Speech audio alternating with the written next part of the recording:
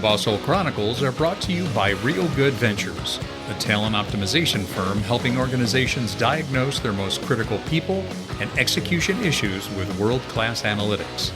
Make sure to check out all the resources in the show notes and be sure to follow us and share your feedback. Enjoy today's episode. Welcome back to the Boss Hole Chronicles. I am your host today. I am without a co-host, but I'm your host, Sarah Best. My partner in crime and co-host, John Brower, is out on assignment this morning, but it's pretty awesome to be sharing another subject matter expert episode with you today. All of those who listen and follow us, you're going to hear firsthand from a guy who's had, a wealth of experience, boots on the ground, if you will, a true disciple of strong and healthy leadership. And so without further ado, I would love to welcome to this episode today, our subject matter expert guest, friend, a former client, and just a really good guy, Jeff Blair. Welcome to the podcast. Thank you, Sarah. It is great to be with you again. I'm looking forward to this today. Yeah, I've been hunting you down for a while and saying, you need to come on this podcast. And for a couple of reasons, Jeff. I know you've been through some significant transition. I know you have a wealth of leadership experience. I've always learned from the things that you share. And then most recently, I noticed that you have been posting blogs on LinkedIn, and they are good, really, really good stuff. We will, of course, we will put a link in our show notes, Jeff, to your LinkedIn page and to any other resources you might wish to share with the listeners today. But, there's some good content. We'll unpack one of those writings specifically today. But before we jump into that, Jeff, would you tell our listeners a little bit about your journey, how you became inspired and so, such a student of leadership, and how you ended up in the seat you're in now, which is CEO of a very fast-growing agribusiness? Sure. No, thanks. And I'm appreciative that the blogs resonate with you. You sort of throw things out into the ether and hope that somebody A, reads them, and B, finds some value in them. So I'm appreciative that you do. Love the feedback and the commentary from all the folks. For me, leadership has always been a passion of mine. I think about my journey back to leadership. It probably started in middle school and high school and various things. You sort of sign up for stuff. I played a lot of sports growing up, and you sort of have good coaches and you have bad coaches and you have good teachers and bad teachers. But for me, as I sort of found myself in some student leadership, for me, it's just, I really like being part of high functioning teams and organizations. And when there's sort of a pause or a gap, or there's something that's not getting done, to be able to jump in and start to see the positive part of it, it really sort of got me interested in that. And then when I went to university, I went through our Army ROTC, and it was really the first time the Army really teaches, that leadership is an art and a science. And so they really focus on the science of leadership. And for me, that was the first time I'm like, oh, there really are this concrete set of skills that you can actually learn to make yourself a better leader. Like, holy crap, you're not just born with this thing. Right. And they really spent the time to do that. And of course, you get to go put it into practice. So I started my career after college as an airborne infantry officer in the U.S. Army on active duty. And you go through they don't just throw you in there either. They send you through a series of leadership schools, whether it's the infantry officer basic course. I went through Ranger School, which is a small unit combat leaders course. It's really primarily a leaders course that's going to push you to your absolute limits as a 22 or 23-year-old. And then you get to go spend the next several years putting it into practice with a whole bunch of folks in experience. And of course, like anything, there's good examples and bad examples. So I was in the military about 8.5 years, led a series of different teams, both in the infantry. I switched over to the intelligence group side of things, and ultimately was deployed with the unit to Bosnia. And then ultimately after 9/11, got deployed with the Special Forces as their military intelligence detachment commander with the 19th Special Forces Group over in Afghanistan in 2002, 2003. It was just 20 years ago. We were just talking about it. Wow. So it's been 20 long years from there. Yeah. But you just got to put all those lessons into practice, the good ones, the bad ones, under some pretty stressful conditions. I then went actually back, finished law school, and began my career practicing law, but quickly moved in-house to a company called Orica, which manufactures commercial explosives around the world. I started out as their lawyer and ended up in the business side of things. Again, mainly because I really love the leadership portion of it. And while I like the practice of law intellectually, It has a different set of leadership skills, and the business is run by business people. And so I've got to go do that. So I was there and then ended up in the agricultural business. Before joining Greenpoint, I was really with the Andersons as president of their plant nutrient group. That's when you and I got to work together, leading that group. And then, about 2.5 years ago now, joined Greenpoint. Greenpoint is an agricultural supply company. So if you're a farmer, everything you need to grow crops, from seed to fertilizer, crop protection chemicals. We do a lot of services. We can do spreading for you, agronomic advice, technological advice, really across the southeastern U.S. I say we're an SEC football company. If the SEC plays football there, we're there. So about 91 company-owned stores, and then through our cooperative network, another 150 stores across the southeast. So pretty good size organization, and trying to stand that sucker up in the middle of COVID presents quite the challenge. Oh my gosh. It's a good thing you like a challenge, Jeff. Yeah. I've noticed that about you, that you do not shy away from big, scary, audacious kinds of challenges. And let me just say thank you for your service. Thank you for the dedication and the sacrifice, you put forth on our behalf. So thank you for that. And there's so much in there that you talked about that I think. Let's just go back to the Greenpoint. Let's just kind of back up for a quick minute. And 2.5 years ago, in a pandemic, sure, why not? Let's move our whole family, and 3 companies are coming together, and you're going to lead those merged organizations. And actually, since then, you're growing again. Let's talk about what might have been leadership success for you in the early stages of your current role. Yeah, I think for me, the key when we started was, first it's like the old analogy: the plane's taken off, and now it's time to build the wings. Yeah. And so, you've got to make sure the company is still functioning. And thankfully, obviously, there's a group of really good people. One of the things that was really nice to get down there and to meet a bunch of the teams is that we had strong teams. They needed leadership and coordination to come together, but there were really good folks, really focused on our customers. And so through all of the chaos, you sort of got to keep everybody focused on, as I say, look, focus on your customers. Be mindful of your costs, right? And everything else will, and take care of each other, and everything else will work itself out. But if we lose sight of any of those 3 things, we're going to be in real trouble. Right. So, you do that, you get to sort of build a team together, and you sort of figure out who fits best in roles over time. Some great advice I got early was, don't rush this thing. I think there's a lot of pressure to come together, and we have, sort of 3 different leadership teams you're trying to figure out. And do you have to make these calls on day one? And as an outsider, I don't know them. And so I got some great advice early to say, hey, just take your time. This isn't, there's not a need. And it was a little awkward for a few months, but I think it really helped us sort of figure out the right initial team to put together and find the right seats for folks. And so then everybody just starts working, and you learn more. And then of course we learned that we had some gaps. And I think going back to leadership, as companies scale, what your skills are for one level of scale is not the same set of skills that are needed for potentially something else. And in the way you approach. So for some, we realized, hey, we need some folks who really can think about a much larger company. And, so that allowed, so then you go recruit when you have a couple, individual gaps here and there. And we've been able to bring some folks in and build some teams to help round out the business. So it's, I think the main thing is just keep the thing chugging. Don't let the plane crash.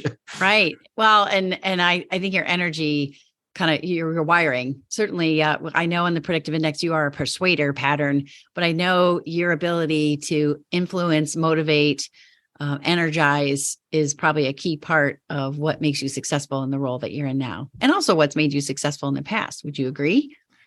Yeah, I think obviously people are a lot more interested in following somebody who sort of has a vision and has to bring some energy. I think certainly I am. I guess I shouldn't speak for everybody else, but for me, I look for somebody it's a confidence. And while there's also a humility in there, right? In the sense that, I don't really know what I'm doing. We're all trying to figure this out together, but we have to figure it out. So in the absence of something, let's go do, one of the things you learn in the Army, in the absence of things, action is the default mode. So let's take some action. And let's go forward. And from that, you can learn and adjust as you go, right? But people are much more willing to follow in behind and alongside of somebody who's at least moving forward. Well, and as you described, keep it chugging along. To me, that just implies that you're always willing to adjust and adapt and realign as you need to, not only the people in your leadership positions, but potentially your own approach or your own style. Do you find that to be the case? Oh, sure. I mean, I learn every day. I think the more that anybody who's really a student of leadership and trying to lead organizations of any size, but if the more you study it, the more you learn you don't know. Right. So love that. And the more so I look back and my sort of my leadership in the past and I go, woof, I wish I'd learned some of these lessons I've learned over the last couple of years to apply back then. Right. I would have been different, probably a better leader for those folks, but we all learn on the pace we learn. But yeah, the key of this thing is to keep learning. And I think that part of the leadership journey is that journey of self-discovery. And that's what's probably been the most telling for me over the last 2.5 years, is recognizing that the person that I need to fix the most is me. And it's not that I would say I'm broken, but in the sense of, if I show up in the best way possible, that's best for my team, right? And that's what I love about this podcast, right? You talk about, boss holes, and is somebody permanently a boss hole? No, I mean, I don't think so. I think if somebody's enough of one consistently, you can maybe make a generalization, but all of us have those moments, right? And we've had I've had some terrible moments that I just look back and I cringe on, what I put people through. And the person I have to, so that's for me, is making sure I show up in the best way possible for the team. And then they will show up in the best way possible for their teams. Well, Jeff, I mean, it goes without saying that we believe no one is born to be a boss hole. Right. No one, makes it their career aspiration to become that guy or gal that everybody talks about. Yeah. But to your point, and I so appreciate the vulnerability and the humility. Ever since I've known you and worked with you, you're the first one to say, "Oh man, that sucked. I didn't do that very well," or "I really said this, in a bad way," or "I was my tone of voice yesterday was inappropriate," or whatever you would say. But I think that's one of the things I admire most about you is it's not just talk either. It's authentic, it's sincere, and it's fueled by this self-awareness that you have. This constant self-discovery, I think, is the word you, so the phrase you use, self-discovery. But how that lends itself to a more healthy impact on your team, and as you described it, showing up for them the way they need you to show up. I think that's profound. And I know that's not easy. That's why I'm not a boss. Well, no, I think that's right. And I, we all have coaches, and I've appreciated some of the coaching that you've certainly given me. And I have worked with one over the last year who I really love and respect. Yes. And he has been really helpful of thinking about, literally before I walk into meetings, I take 5 minutes and say, how do I need to show up to this meeting? Yes. Yeah. Taking that moment of calm, practicing the mindfulness of just being, what do I need to do? And what I found is when I don't do that and I get away from that habit, things don't go well. Right. and suddenly the boss hole is back, and you just go, gosh, I've worked so hard on trying to be this person. And then I, show up differently. My old coach used to say to me, trust is like a bucket of water with a faucet that drips into it, one drip at a time. And you can, it fills up very, very slowly. But then you can do one thing and you kick the bucket over and you make a huge mess, and out goes all your water. And so it's so hard to make sure that we don't kick that bucket, because it doesn't, you can be right 90% of the time, and 10% of the time you're a boss hole. That's not great. That's not a good ratio. Right. Well, we are human. Like Pat Lencioni says, we're messy, fallible human creatures, but we're pretty amazing too. And so to find that balance, and I know in your leadership approach, I think you're always seeking that yin and yang, if you will, that balance of influence and impact, but also trust. You want to give people trust and autonomy, which absolutely we need to have in this day and age. The command and control just doesn't get the results that we need. So if we think about how command and control still, it's in our cells, it's in our bones, and it's in lots of organizations, but it needs to be something different today. How have you worked to overcome what has been just the way we've always done it? Yeah, I mean, a couple of things. What I found ironic is that most people's perception of the military is absolutely command and control. That we have this image of the drill sergeant screaming at everybody, and that is our version of sort of, the epitome of leadership. And I think what I found so interesting and fascinating about the military is the very best units. And I was very fortunate to be in pretty elite units in the military, but the better the units, the less command and control in that traditional sense, that the yelling and the screaming doesn't work. I look at these special operations teams out there, the Green Berets, and I was there in intelligence support. So I was not a Green Beret myself, but you watch these guys, right? When you're 12 guys in the middle of nowhere, 300 miles from friendly lines, like, guys stand there screaming and yelling at everybody, ain't going to work. They're all in this thing together. And so you see the good leaders, they have that authority. They don't use it. They're using everything else. And the order itself is simply a confirmation in writing about what everybody has largely agreed to. In emergency situations, you don't have that, but I think they do. You've got to trust your people. And I think that's really critical for doing things at scale. And that's probably over the last couple of years for me, is helping people understand that, I can, if I have 8 people that work for me, I'm making it up, but I can, generally speaking, just power through a problem. Most of us got to where we are because we simply outwork people, right? We put our nose down. So I can go around individually and drive something. But then now I'm influencing somebody who is influencing somebody else, who is influencing somebody else, several levels down the chain. It doesn't work like that. And you've got to really motivate those folks, and you got to trust them, and it becomes coaching. And yeah, there's a verification part for sure. Yeah. But it has to start with the trust of you to them. And sometimes when I found I've had challenges, it's because I've had to ask myself, do I really trust my team to do this? And if the answer is no, that's when that micromanager starts to show up. Right. And so the question again, who do you have to fix? Okay. Yes. Sometimes it may not be the right person, but often I have to turn around and go, okay, what's really bugging me? What am I really scared of that's bringing this out within me, that's causing me to react that way or to think that way? And is there another way to go about this? Is this person the right fit? Most of the time, the answer is yes. Have I just not been clear? What are those things that I can do to influence it? So it's that it's that coaching of folks to empower them. And for me, that is the greatest joy of leadership, is to watch people on my team go out and do amazing things. Like I get almost emotional thinking about it right now. Like it is so awesome to watch, and to watch them grow, and to watch them just go out and kick butt. It's just like, it is that to me is why I do what I do, is to watch them go do what they do best. Well, Jeff, I'm inspired by that. How come so many leaders at your level, we hear them say things like, I really don't have time for that. Like, I just need people to do their jobs. Like, I don't have time to hold their hand or, walk through this with them or address all these people issues. What advice do you have for them? What makes it easier for you to prioritize the person and the people dynamic so that you can get these great results? I got some, again, I freely acknowledge I got some great advice from some people, and I was fortunate enough to at least pay attention. And somebody once said, they asked leaders, how much time do you spend on your people? What % of your day? We all wrote it down on the yellow sticky, and we handed it in, and I wrote down 5%. And he looked at all of us and he said, if you're a leader, you should be spending 40% of your day on your people. Okay. And I was like, 40, there's no stinking way. What is this guy crazy?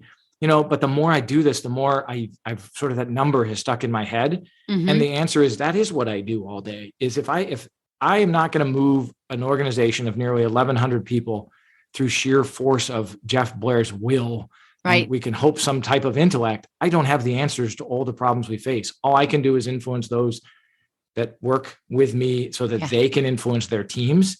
And that is around helping them be better as leaders. Yeah. And so, to me, people get nervous. They think what got them in the position is the same behavior they need to succeed at the next one. Yeah. And they don't adjust. And that's where I think the struggle, you find yourself on the struggle bus, right? Yes. Pretty quick. Yes. And I want to drop back to, you did highlight the significance of trust. And I love that visual of, the water droplets in the bucket, and how the bucket can, without anticipation, can be dumped over. I think, I heard it said one time that trust is really a verb. It's a choice we make. Like it's giving people the benefit of the doubt that their intentions are good, that they're going to put their best effort forward. And I guess enlisting or trusting that they would do the same for you. I was just curious, Jeff. Trust is a much used and potentially overused word. What does trust mean to you, and what kind of things are you doing to build that on your team? Yeah, it's interesting because we've talked a lot about it, as a team, and I'm a big fan of the Patrick Lencioni model and the 5 dysfunction of a team. And it's the foundation of that first level. And what I found is there's 2 types of trust, and where there's a lot of confusion on trust, and I would say sometimes misuse is there. In my mind, there's two pieces to it. First is, are you going to, integrity? Do you lie? Are you going to cheat or steal? And, do you show up every day, trying to do that right thing? And Yes. most people, when they think of trust, is like that. Do you trust me? Right? Am I going to keep your confidence or whatnot? Mm-hmm. But the second type of trust is, are you going to do what you say you're going to do when you said you were going to do it? Yeah. And that is the one where people frankly struggle. Yes. Right. And so we talk about trust, and the person who's hearing they're thinking about the first type of trust. But what the person who's just saying it or sometimes can acknowledge is, I might trust you as a human being, but do I trust you to do what you say you're going to do all the time professionally? Ooh, that's a whole other subject. And so where I found sometimes teams struggle is they want to talk about the first one because that's safe and easy and everybody's a yes, but it's really the second problem of trust where there's a breakdown. Yes. And so the question that going back, do I really trust my team sometimes to do what I want them to do? And I have to trust them at the end of the day. Right. Yeah. And somebody once said, we don't have time as a business. Trust should be given, mistrust should be earned. Sure. And I love that, right? Powerful. Because we don't have time to sit there and say, well, the bucket's empty. Well, shoot, we don't have enough time to fill all these drips. The pace of business goes too fast. Right. We got to start somewhere. And if somebody earns the mistrust, then we got to deal with that. And we will be right back. With employee disengagement at its highest level in 9 years, your company can't afford to miss the mark when it comes to optimizing your hiring, management, and team performance practices. At its lowest level, employee turnover costs you $11,000 per person. And those are dollars you can easily save with the right set of people analytics. Real Good Ventures is a talent optimization consultancy specializing in world-class analytics specific to your people and the critical role they play within your organization. Gain confidence in your hiring practices. Keep the boss holes from driving your talent away. Design your teams for flawless execution and create a culture that offers meaning and fulfillment. Real Good Ventures has a family of validated diagnostic tools specific to the human aspect of business, because we know that all business issues are people issues. Visit us today at www.realgoodventures.com and bring meaning and fulfillment back into your workplace.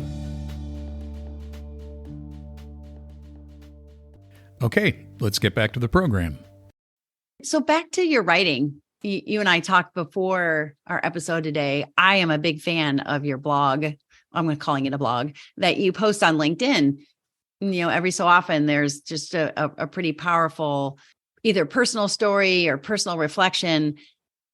Before I ask you to dig into one particular post that you made, share with our listeners, because I just love this, how that started. Like, how did that come to be that you started putting your thoughts down, recording them, sharing them, and then eventually sharing them on LinkedIn?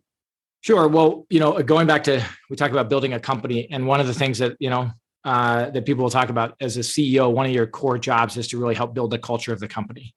Yeah. Obviously, for Greenpoint, it was 3 companies coming together. And then we recently brought in a 4th company, Tri-County Farmers Association. So they came with their own cultures. So how do we really blend those together?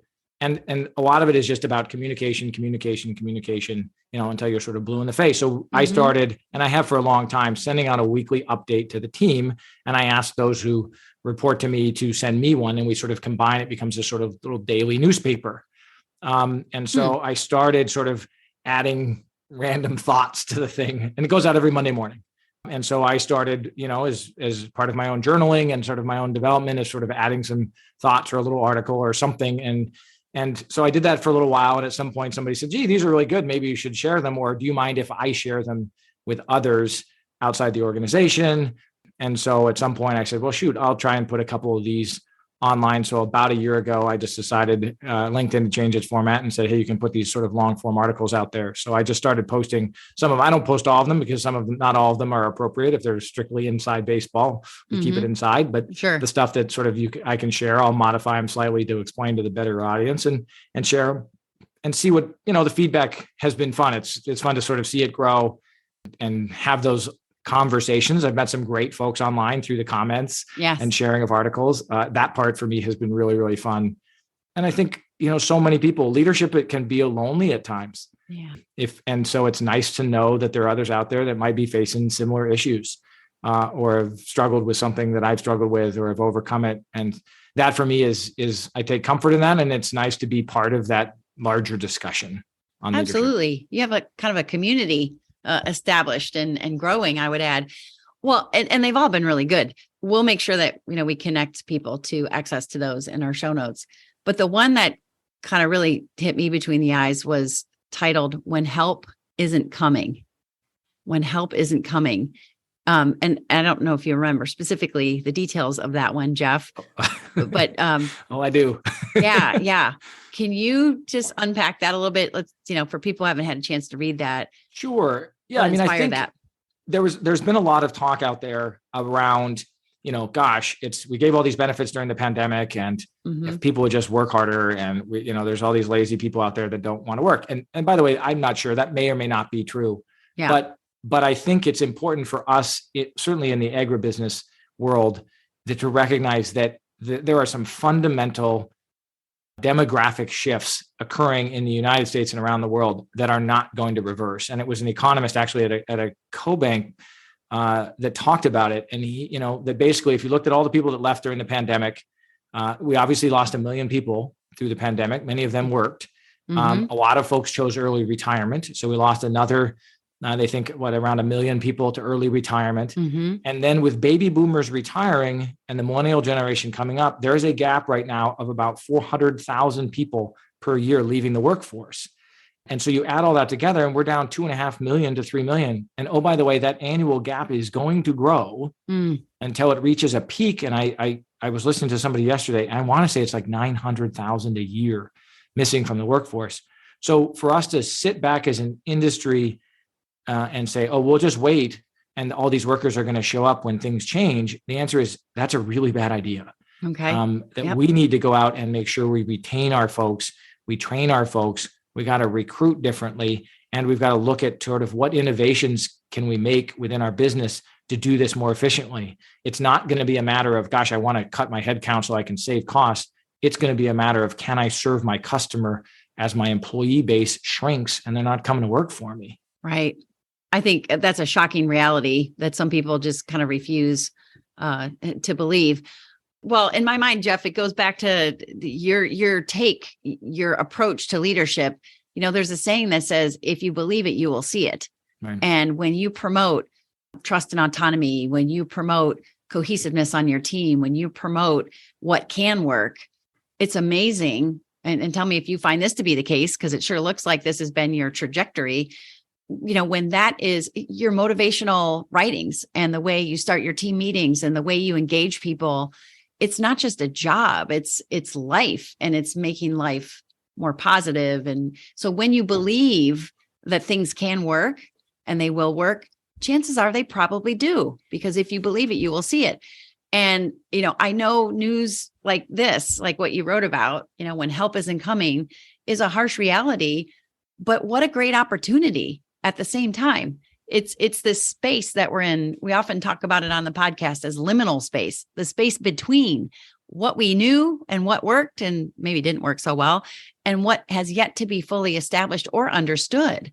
So in the meantime, you have this space in there. I think a guy like you, that's probably where you thrive. And correct me if I'm wrong, but you have this energy for opportunity, and you don't mind a challenge. You're fairly undaunted by challenge, but yet what underpins all of that is this passion and belief in people, and to be the kind of leader that people would get help when they need it from, that people would be inspired to follow, that people would say, he would roll up his sleeves and stand right next to me and do exactly what I'm doing if that's what the situation called for. Does that resonate with you? Yeah, I mean, I appreciate that. It always puts some pressure, because obviously we're human, and every time I'm going to go out today and the team's like, yeah, that's not you. You got some work to do, Jeff, which is fine. That's called humility. That's how it works. That's right. But I do. I mean, it's hard to lead people if you don't like people. Right. Right. And if you don't believe in people. So if your whole goal is that if you going back to this trust thing, if your assumption in life is that people are terrible, horrible, no good, very bad, lazy things that must be ruled with an iron fist, or they're just going to stop working, right. that's not, then you're going to lead one way. If you believe people are coming to work every day, trying to do their best, trying to do the right thing, trying to do what's best for their customers, for themselves, for their fellow employees, you lead a different way. And I think we're, at least as an evolution, looking at leadership now in the second way, a lot less than the traditional sort of first way. But yeah, it's about that bringing people together. For me, what brings me passion, how do I, we spend so much time at work. Yes. Huge chunk of our lives in a professional setting. If I have the ability to make that a little better for a lot of people, then that's awesome. Like for me, that's a mission. It's a pressure, but yeah, work shouldn't suck all the time. Right. and it's fun. I mean, one of the things I'm most proud of at Greenpoint, we do an engagement survey, an anonymous engagement survey. And our engagement survey went up 5 points last year. We're significantly over benchmark in basically across the board. And I look at our financial results last year and they were fantastic.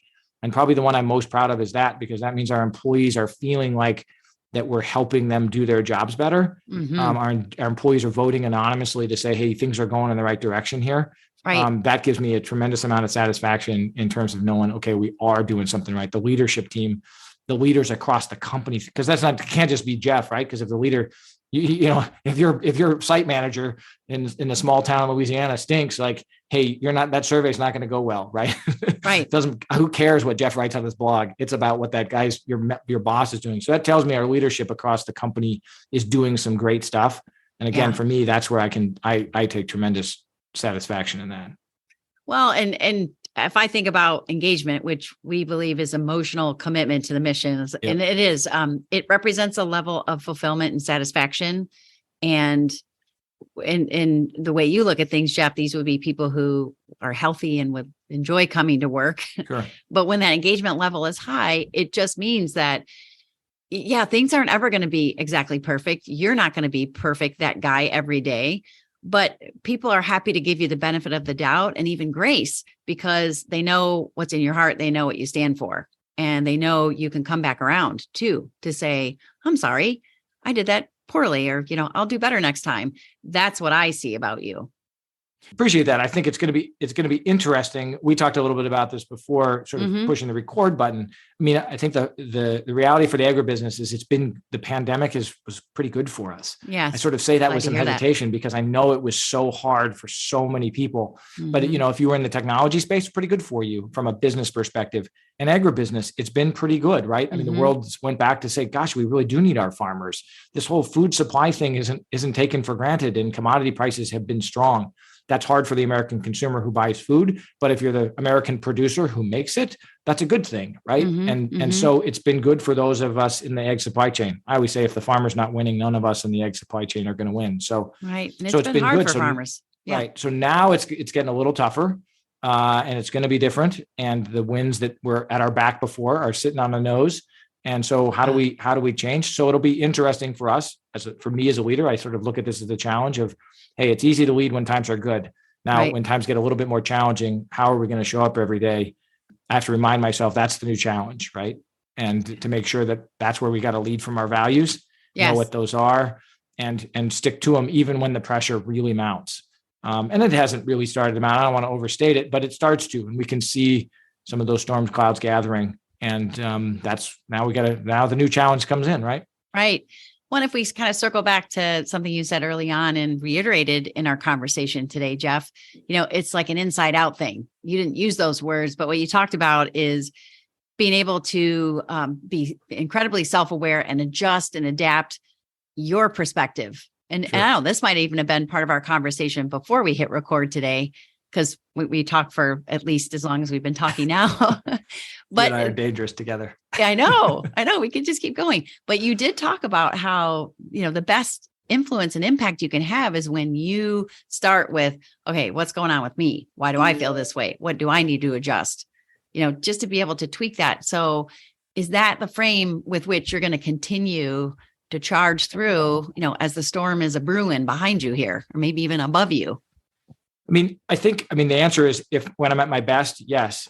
That's the goal, right? And then, you talk about going back to sort of the Boss Hole Chronicles, right? Of how do we make sure that guy who's certainly within me doesn't show up?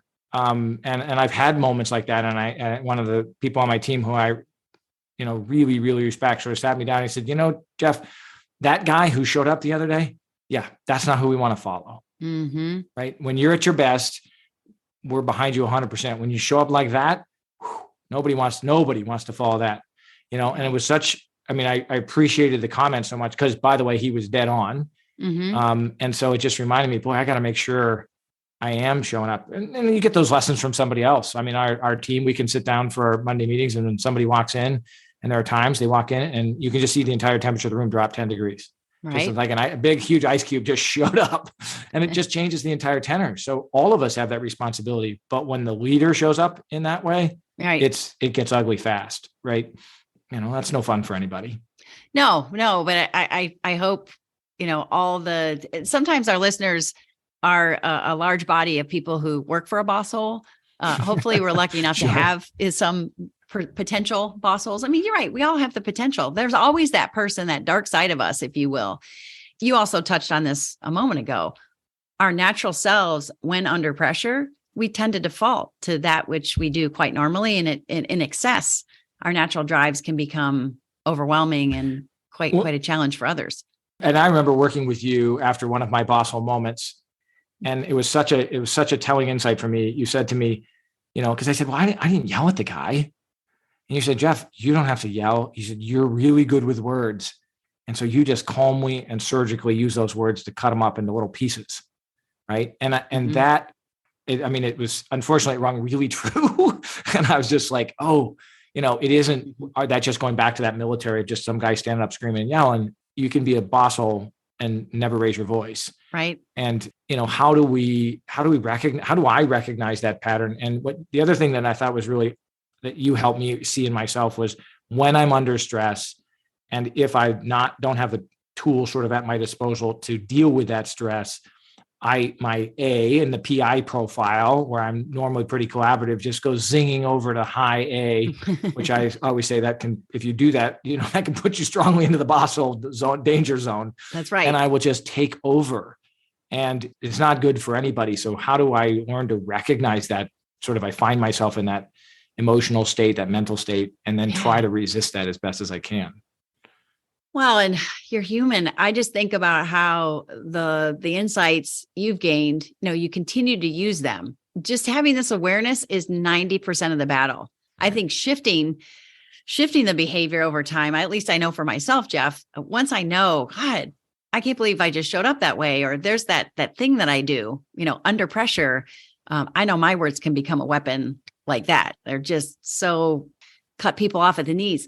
But, that's not really going to go away. But what we learn how to do is to manage that and to adjust and adapt, and also get, I think, a lot better at meeting the moment without such intense stress and worry and fear and frustration. Because chances are what's really behind all that intensity is some unmet need or a fear or a worry of some kind. At least that's what I've discovered about myself. But you work with this. You work with this every day. And I think,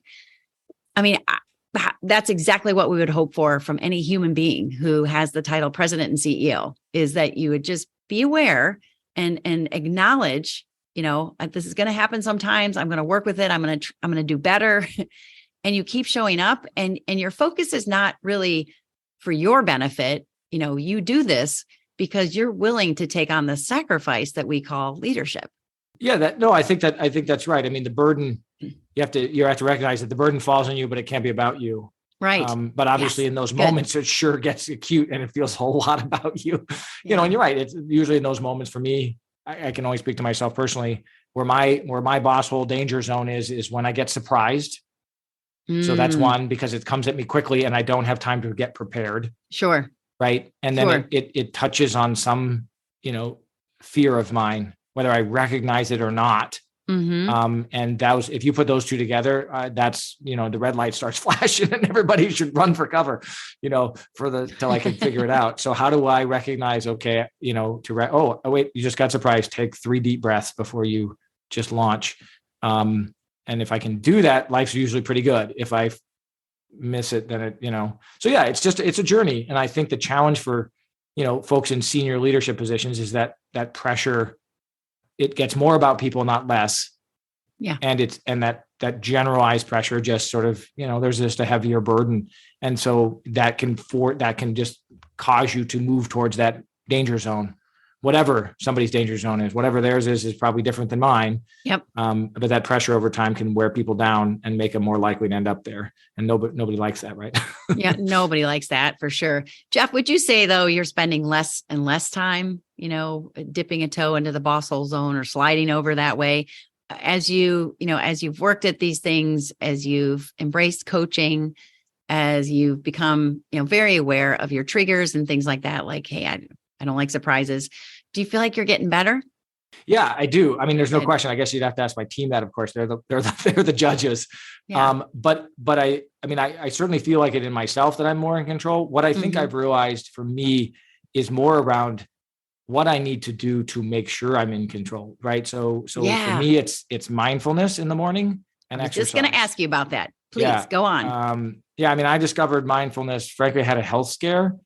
And I found myself sitting there in the hospital bed trying to contemplate what the heck am I doing with my life and what do I want to do with the rest of it if it's not going to be very long.